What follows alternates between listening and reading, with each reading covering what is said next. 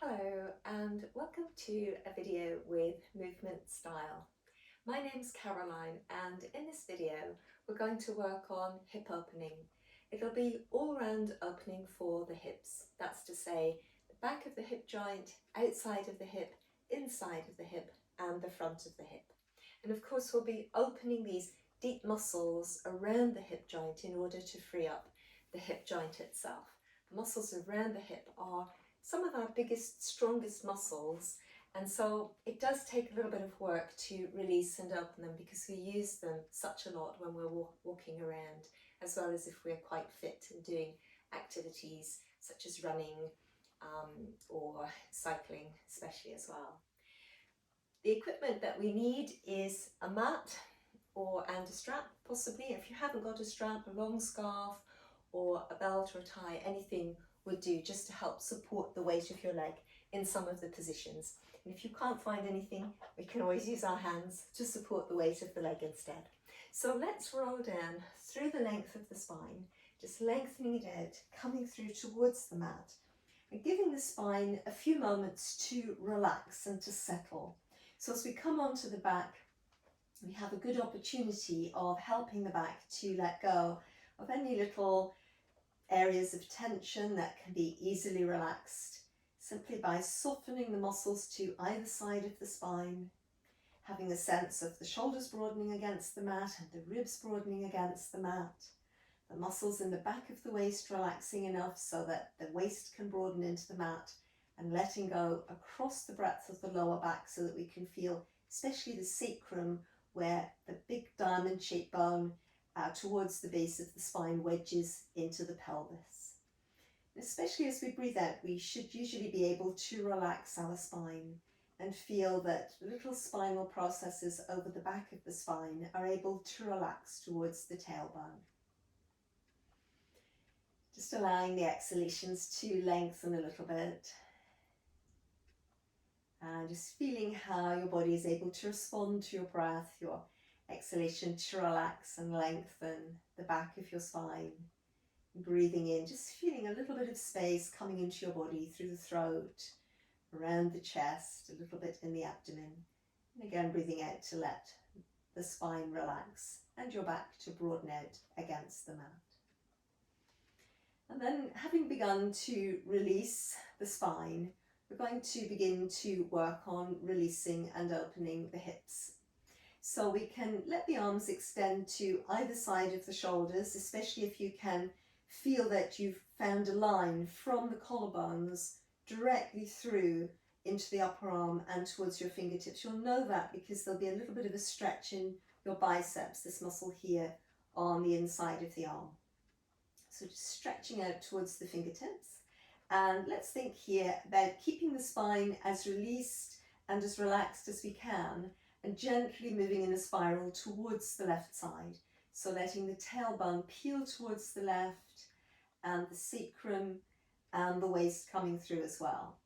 And you might be able to notice that I'm keeping the spinal twist quite long from the crown of my head down towards the tailbone, maintaining a sense of the spine releasing and opening.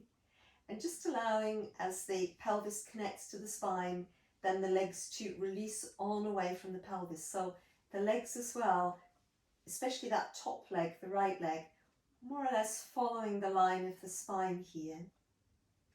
Just feeling how the weight of that right thigh as it relaxes and releases towards the knee can open up on the outside of the right hip and towards the knee. And still the spine staying nice and long, nice and released. And in a few moments we'll come into more of a stronger spinal twist than this one. But just to begin with, this is, I think, a very helpful way of releasing the spine into a twist and feeling that the legs can release from out of a twist that's connected with the spine. So, especially relaxing through that top leg. And then, as you're ready, with an exhalation, wheeling the spine back towards the center, wheeling back through the rib cage, through the waist, sacrum, tailbone, back into the center. Breathing in the center, and then once again, a gentle twist, releasing towards the right side this time. Tailbone peeling towards the right, sacrum following, vertebra by vertebra through the waist, keeping that sense of lengthening the spine. So from your shoulders, a sense of lengthening through the trunk into the pelvis, and from the pelvis, a sense of releasing and lengthening, especially into the upper thigh, a little bit into the lower thigh as well, but especially into that upper thigh. So you're connecting, opening the outside of the leg with a distinct lengthening of the spine as well. Letting your breath keep flowing here as you breathe in again, just seeing if it's possible to expand space behind the collarbones and out into the floating ribs, a little bit into the abdomen, and with the exhalations again, relaxing the spine, especially the back of the spine. If you can, relaxing all the little spinal processes on the back of the spine. So a last slow full round of the breath here in this gentle twist. And then as you're ready, wheeling back towards the center, so letting the spine come back through ribs, waist, sacrum, tailbone.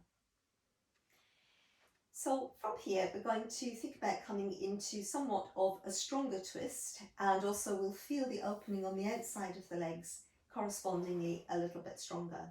So let's, as long as you feel quite strong in your abdominal muscles and lower back muscles, bring the legs up so that we've got a right angle at the front of the hip joints and a right angle at the back of the knee joints.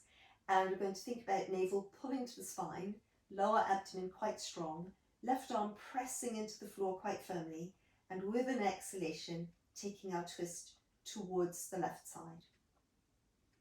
We aim to hold the right shoulder in contact with the mat behind us, and that's why we're putting the pressure into the left arm here. That should help us to do that. Our head can be centered, or we can always turn it in the opposite direction back towards the right side. If it's very strong coming into the twist, and it is sometimes for people just really strong and it feels as though the muscles aren't going to give freely enough for us to come into it, let the angle relax at the back of your knees and let the feet come more swiftly to the floor, and then just following through with the thighs. And you can always afterwards, if you prefer, open the right angles at the back of the knees. But equally, if that just still does feel too strong, let the knees stay bent.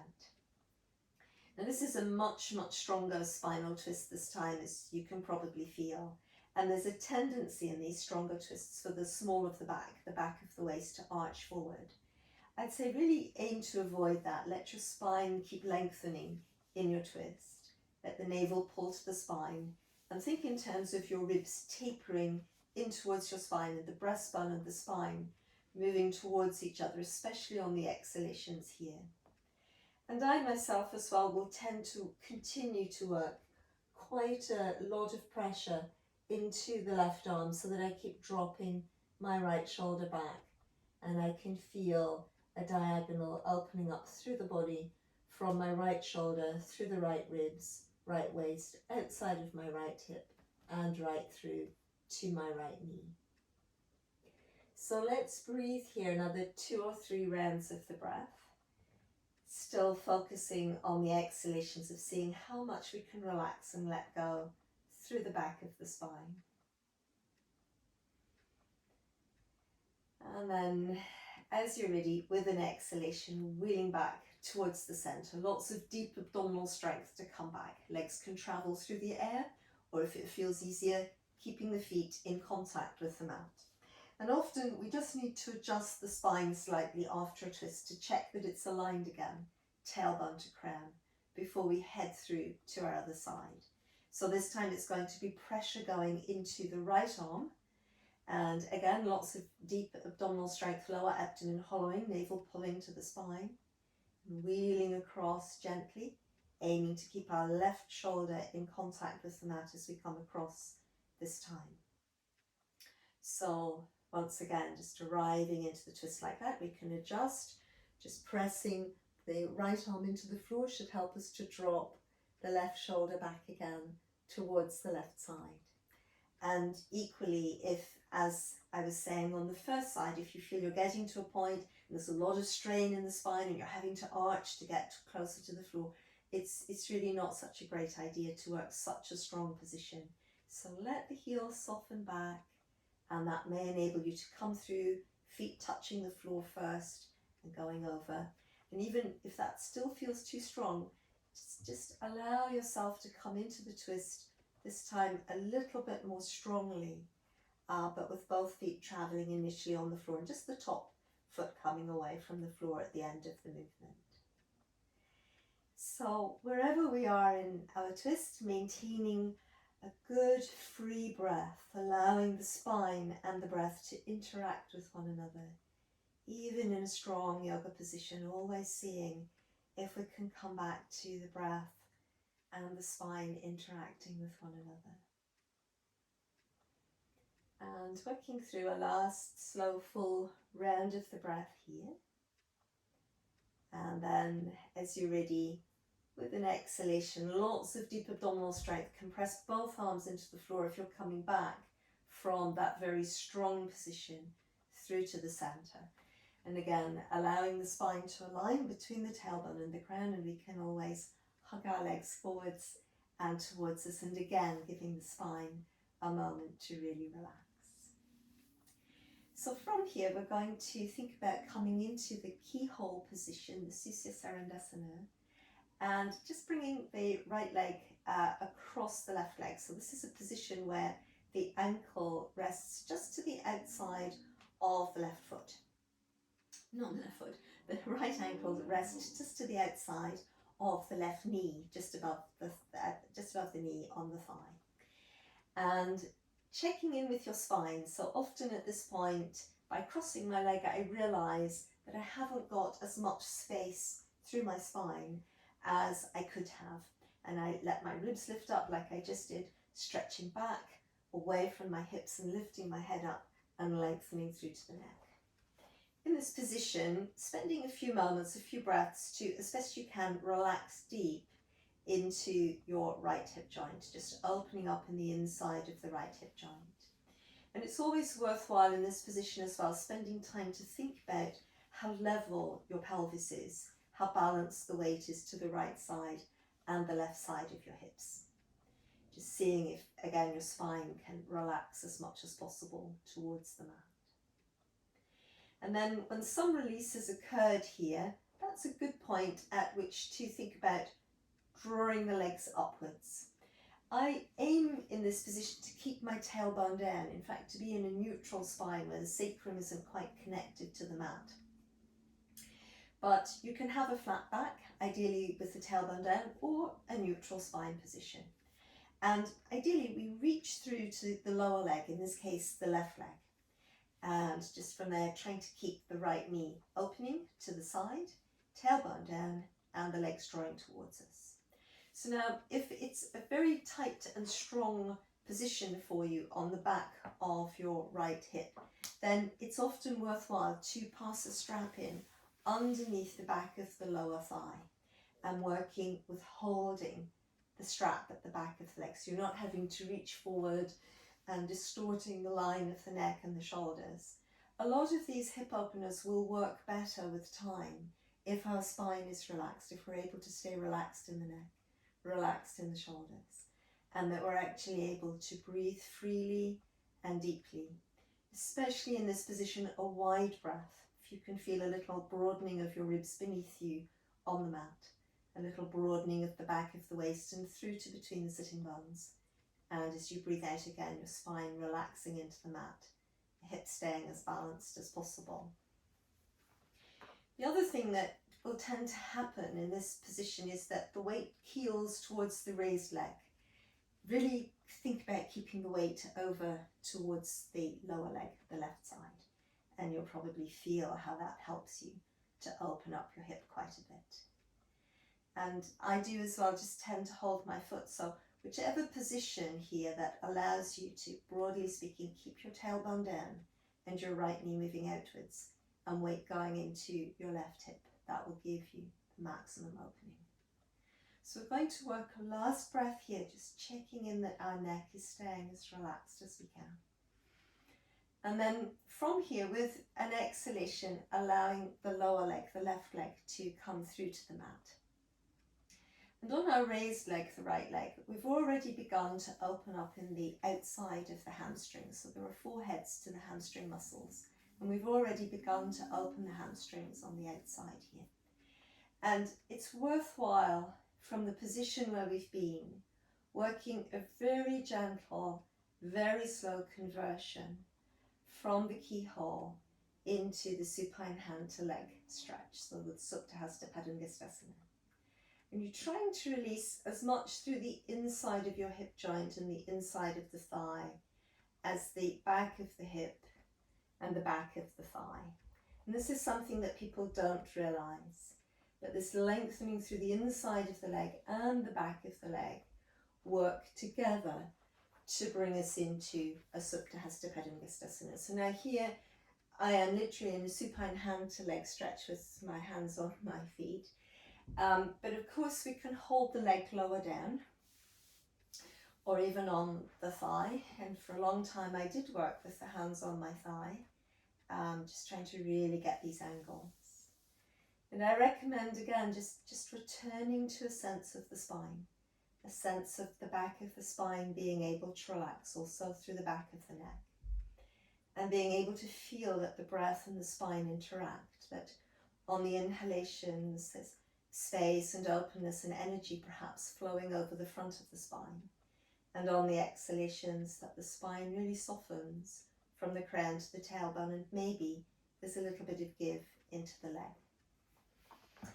Now, it's sometimes very helpful in these positions, and we'll likely use the strap, all of us, in a moment, but just to support the weight of the leg with the straps. It's not really yanking the leg into the stretch. Stretches where we pull in, usually they're not there the next time we come back.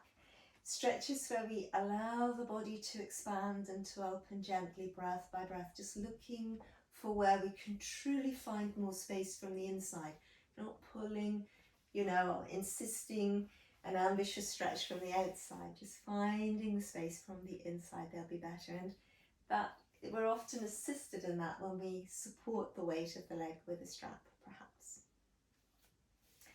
Now, I am relatively free, relatively long in these positions, and I'll be able to, in the hamstring stretch, extend the lower leg without inhibiting the hamstring lengthening.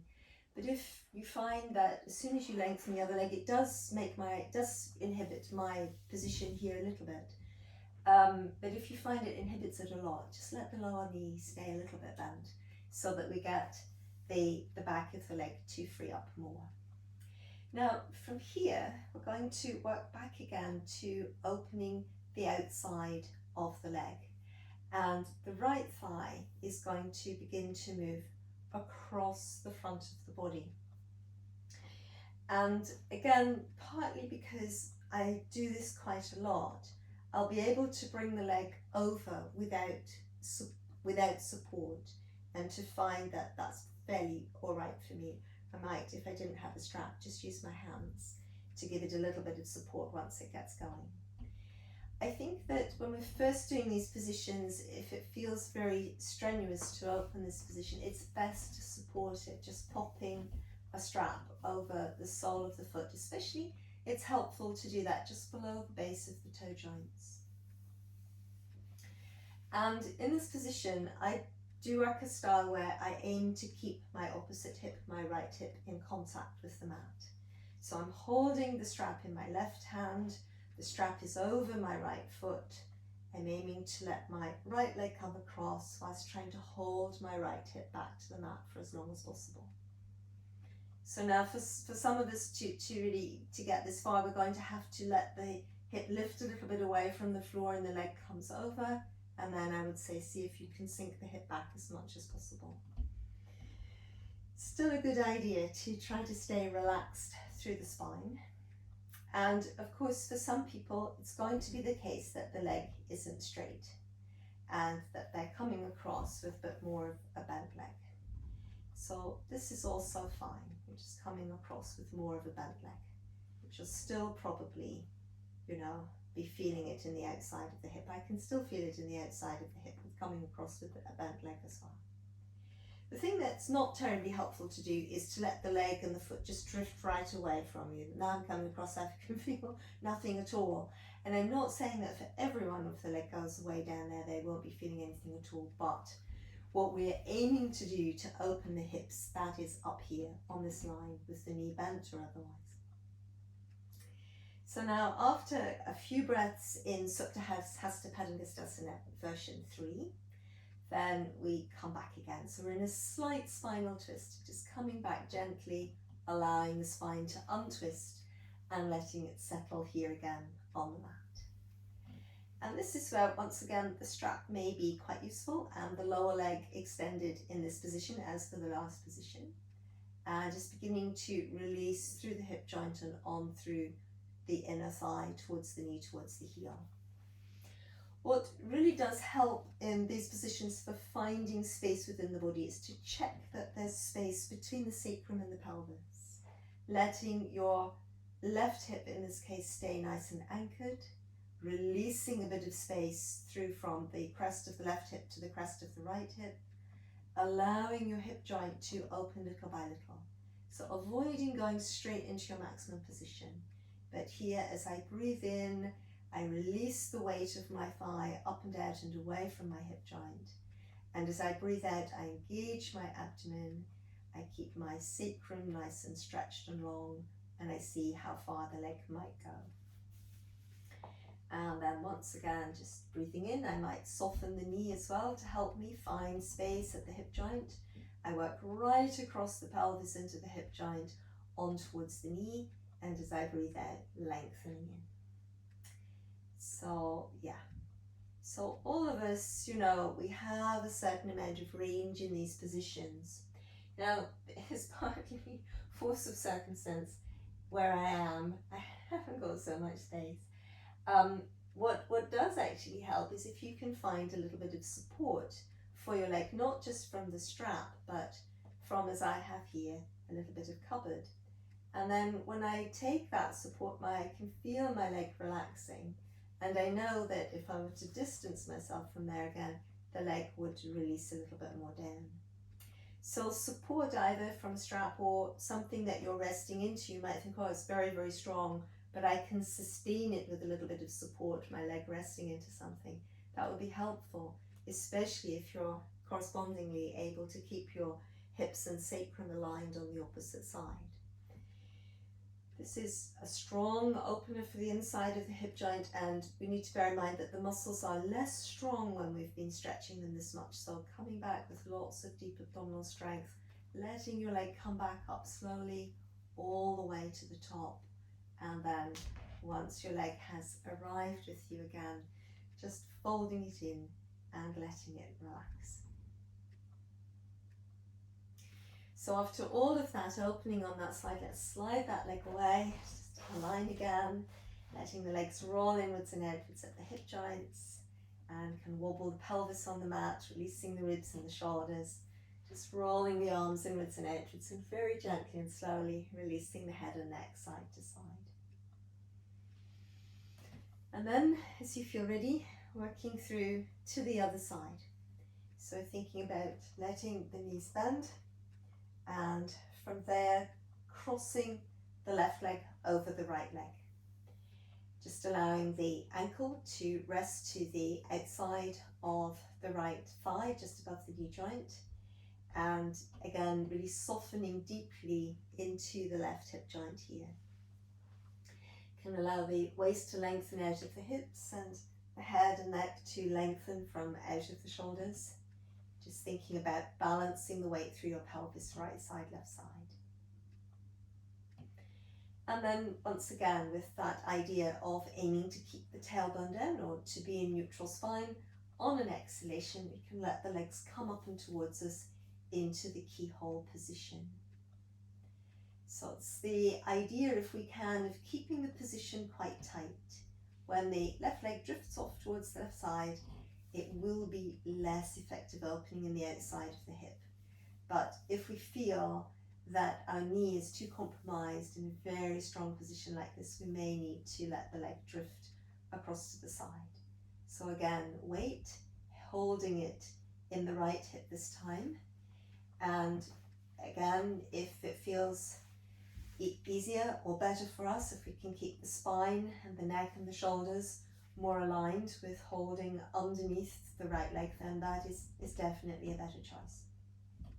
And as we hold the strap, holding it from beneath, let the arms sink into the shoulder joints, the shoulder blades be wide and moving down the back so your chest's quite open. Breathing there. So this is where, again, we thought about a nice wide breath, broadening the ribs against the mat beneath us and the waist and between the sitting bones, and breathing out to relax the spine, relax the hips into the mat as much as we can, if we can, keeping the tailbone down and breathing.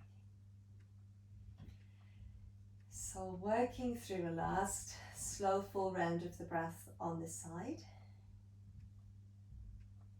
And then once again, as you feel ready, with an exhalation, allowing the lower leg, the right leg, to release towards the floor.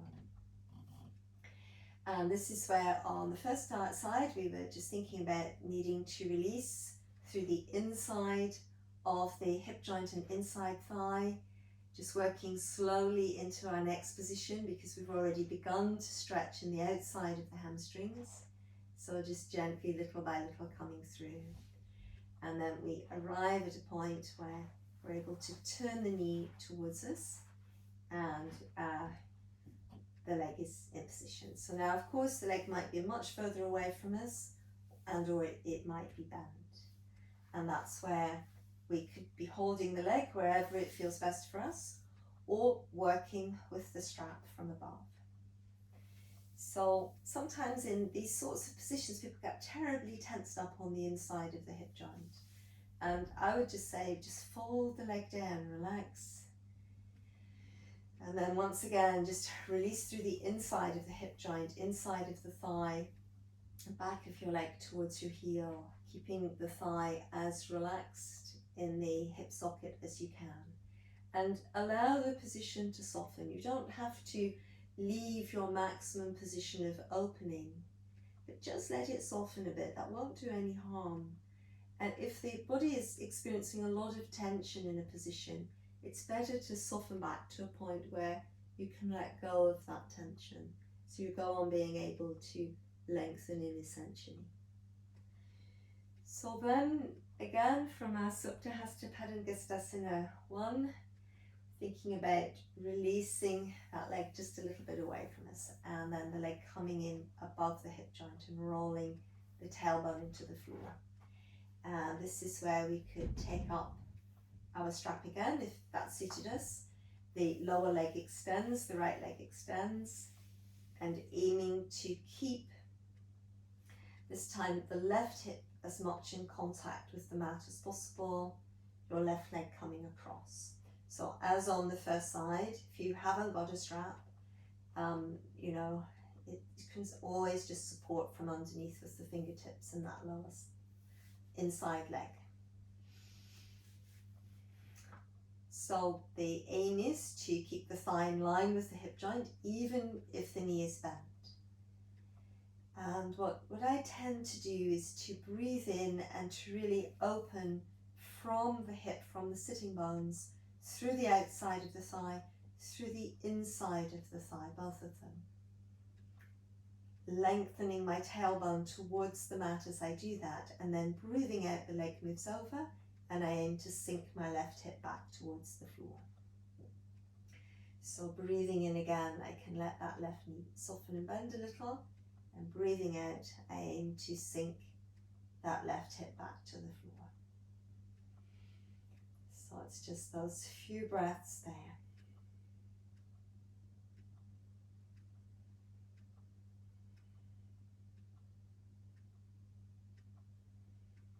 And one last slow full round of the breath being here. And as you can probably see, just a little bit, my hips come away from the floor. It's going to have to come away a little bit. Or, as I said on the first side, we might need to experiment with it. So we come back, let the spine settle. It's been in a little bit of a spinal twist. And then once again, from here, I let my leg open upwards, create space in my hip joint, find space between the crests of my hip bones on towards my inner thigh and hip joint, and then letting the leg come down. And as I breathe in each time, I probably just let my knee bend a little bit, lift my thigh up, open from one hip to the other, and letting that leg come down. So it's usually helpful as well to keep a stretch between the crown of the head over the sacrum into the heel of the lower leg, so that you stay aligned back at the pelvis. And as I said, if you're able to get support for this leg from a wall or something that happens to be there, that can be helpful, or you support it with something else. And if you haven't got a strap and you're just coming in, then I would support with the hand on the outside of the thigh, just holding the outside of the leg. And I just usually avoid coming into my maximum opening so that I can actually more readily free more space next breath. If you go too deep and let the weight of the thigh sink too hard into the hip joint, usually you can't go on opening so readily. Breathing so important, keeping the front of the spine free and energized, and as you breathe out, just anchoring tailbone, back of the head, letting the back of your spine relax. And then once again, coming back, using your abdominal strength, your bandha, lower abdomen engaging, navel pulling to the spine, letting that leg come right up to the top, and breathing out to fold the leg in and down. And then once again, as you're ready, just letting that leg slide away from you, knees and the toes rolling outwards, and you can roll inwards and outwards, wobbling the hips on the mat, releasing through the shoulders, letting the head and neck just release side to side. Good. Spend a moment to simply absorb what we've been doing, just allowing it to settle into our bodies. We've already been opening the hips quite a lot. And so then, as you're ready, just allowing your legs to come in towards your body, hugging your legs in towards your body, and cycling the hips on the mat 2 or 3 times in one direction, and cycling 2 or 3 times in the opposite direction. Just releasing the lower back, letting it settle again into a little bit of activity. And then we're going to come onto the side and roll up through the side away from lying, and little by little bringing ourselves through towards the all fours position. Just for a moment, stretching back, letting the spine get some space here and the shoulders some space. When you breathe in, come through towards the all fours. And then as you're ready, you're going to breathe in, step our right leg forward, and just breathing out, settling into that position. So thinking about a right angle at the back of the front knee, and also space between the heel and the ball of the foot, you're going to let the back leg pick up, supporting the pelvis with the lower abdominal muscles, using your waist strength, lifting up. And then in this position, just check if you've got a good long line, crown, sacrum, tailbone, inside hip, inside knee, heel, stretching into that back leg. Keep lengthening your front leg forwards and breathing out to bring your left knee through to the mat. Now in this position, there'll be a tendency for the left hip to swing back. So drawing your right hip back and letting your left hip sink forwards. So it's pretty much letting that left hip sink forwards as if it's going to go towards the floor. And this might very well feel like quite a strong position for you. You might even feel sometimes it's a good idea to soften it by lifting up a little bit higher, and then you could work it again by coming down. On the other hand, you might think, oh, this is a reasonably comfortable position for you, and that you're ready to work up into something just a little bit stronger again. In which case, we can bring the hands to the inside of the left leg, and from here, with lots of lift in the lower abdomen and the navel pulling to the spine, letting our left hip sink down and turning the trunk towards the right side. Breathing in to come center, letting the spine again being nice and free here, feeling the breath is quite free. And then as you're ready, breathing out a long swaying action through the spine, turning away from the right leg. And then again, coming center, thinking about your spine, really long and free here. And once again, as you're ready, supporting the spine with your abdominal strength, sinking into an inwards turning, lengthening on that left hip. Breathing in to come center again, spine really long. Breathing out to sway towards your left side. Breathing in again to come nice and long. And breathing out to let that left hip sink and turning inwards towards your right leg. Breathing in long through our spine. Breathing out to sway. Breathing in back to the center. Breathing out to turn inwards. And then once more in both directions. Breathing in long, opening through the spine. Breathing out, sway through the spine and feel the effect of that carried on into your hip joint. Breathing in to come center. And breathing out last time to sway in towards your right leg. Breathing in, we draw center again. We're just spending a few moments to rest here, allowing the front of the spine to be open and supported. So still some strength in your lower abdomen, navel pulling to the spine, shoulders broad, shoulder blades slipping down the back. And it could be, that you're coming lower in this position, but still just think about the spine being free, the shoulders easy, breath able to move. And then once again, from all of these positions or any of these positions, we're lifting up, nice strong abdominal muscles, and walking back and stepping that leg back. So let's just once again release back, finding a symmetrical position for a moment, and then coming forwards, all fours. Nice deep lift in the lower abdomen.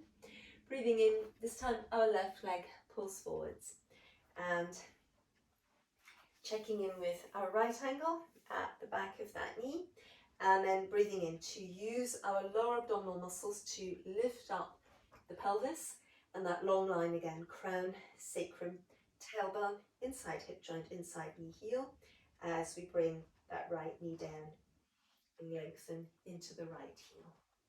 So this is where, again, we just square the pelvis up, so that could make quite a lot of difference to how much opening we feel happening in the right hip. We try to let that right hip sink downwards, moving in the direction of the earth, in the direction of the mat. So as I said on the first side, you might feel sometimes that you're needing to release away from the strength of this opening by lifting the body up. You might be staying down here. You might be coming through to a position where you bring the arms a little bit wide to the inside of your left hip, and then as you're ready with the exhalation, keeping your spine supported, turning inwards towards your left leg, and then breathing in to lengthen tailbone to crown, and then once again long through your spine, tailbone to crown, swaying on your exhalation towards the right.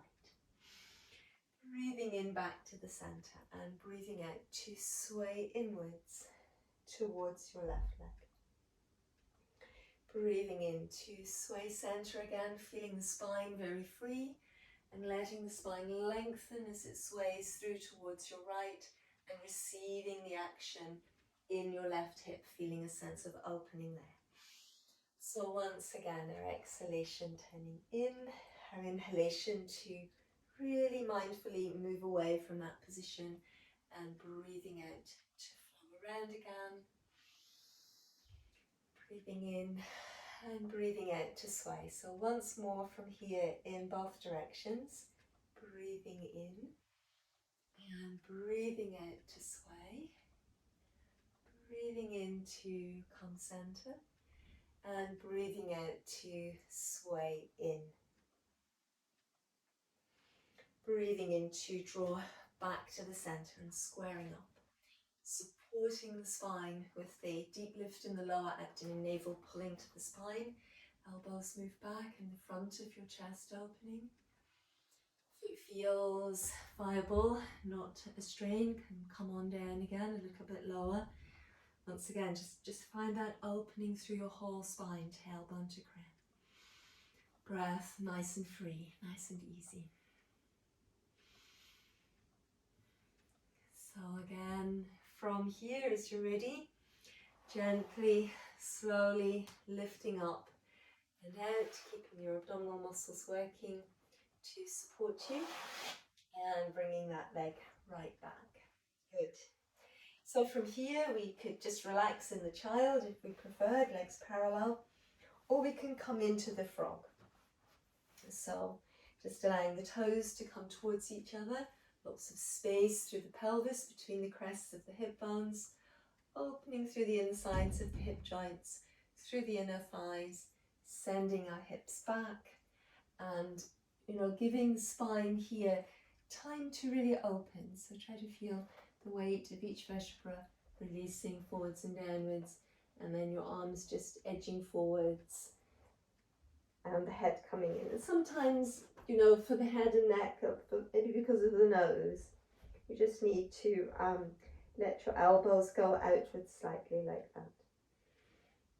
So yeah, so breathing, having a sense again, especially in this position, of energy over the front of your spine on your inhalations, and on the exhalations really relaxing over the back of your spine, all the spinal processes softening, shoulder blades drifting in the direction of your sitting bones aiming to sink a little.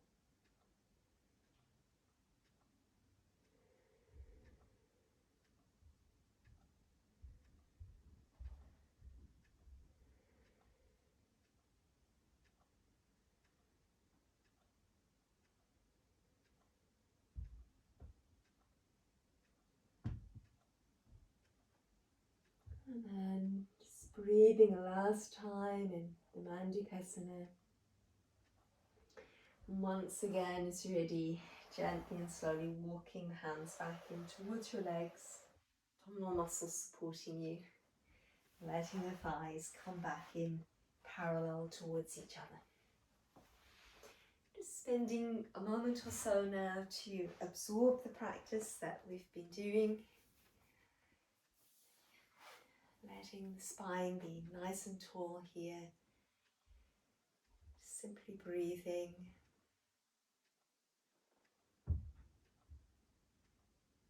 Just connecting with any spaciousness that there may be within the body at present, perhaps in the chest with the breath, but equally in the pelvis, in the hip joints, the inner thighs, outer thighs,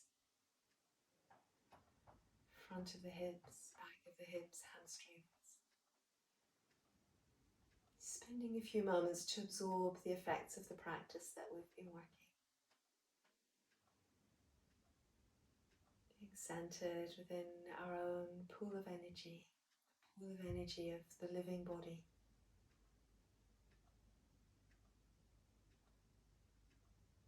Spending a moment to acknowledge any sense of oneness that there may be between the body, the energy of the body, the energy of the mind and the being.